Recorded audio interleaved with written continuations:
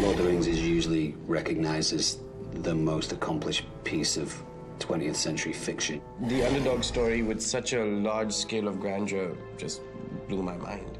It was Star Wars all over again, but for my generation.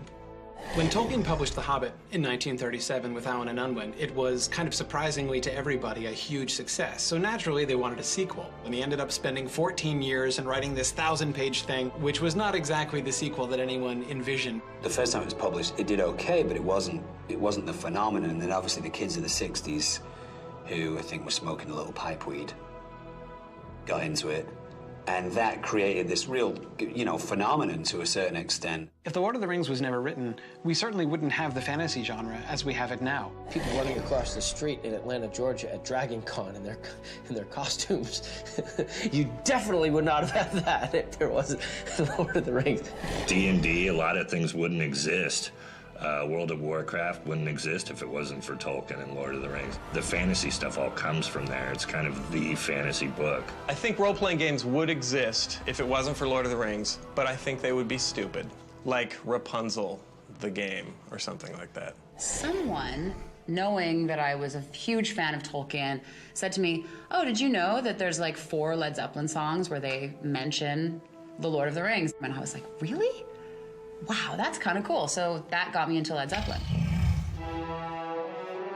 Obviously, when the movies came out, a whole new bunch of people started reading it, and it also crossed over into girls reading it a little bit more, because when the movies came out and they saw how beautiful Orlando Bloom is. The audience was an amalgamation of every culture, every stereotype of, like, the jock liked it, the nerd liked it, the hot girl liked it. It's just this special place that Tolkien created that we all communed with for a certain period of time. After the movie, the books became bestsellers in India. And that's what I thought was fascinating, is that it was not just a ethnocentric view of the way the world was. It was, wow, look at all these different cultures coming together to take on one evil. We were traveling with Pete Jackson, and we got off a plane in Japan, actually. And the airport was just insane, And Pete said, this must be like what Beatlemania felt like. You can feel it everywhere. You can see it in a lot of different television shows. We did an entire episode. Wolowitz finds a ring, and then we mathematically calculate that that is the one ring, and it tears us apart. To dedicate an entire episode is, we're huge fans. It's even got the Elvish engraving on it. It's not Elvish. It's the language of Mordor written in Elvish script.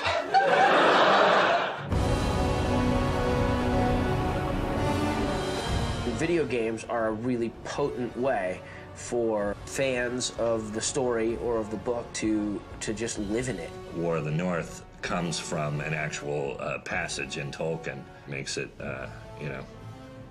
great for the nerd in me, because nerds like to get things right. It's not just made up and pulled out of thin air, it's drawn from the books, it's drawn from source material. Gandalf said that but for the actions of a few brave heroes in the north, all of Middle-earth could have fallen.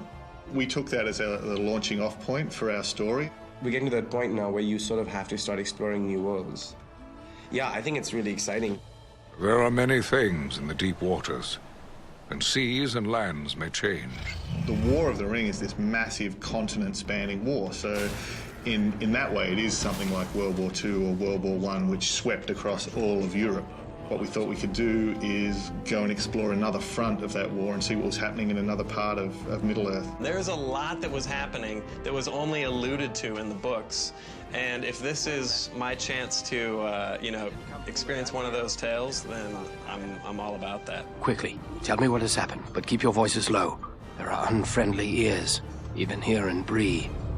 It gives fans the opportunity to kind of explore the fringes of the Tolkien world. And that is what it seems to me the developers of the game have done a really neat job of. When I was a kid, I couldn't have even imagined that one day, 30 years down the line, I would be able to actually run around in Middle-earth with the sort of graphics and the sort of level of fidelity and realization that we have today. So, video games are really the fulfillment of the promise of these types of books and types of stories.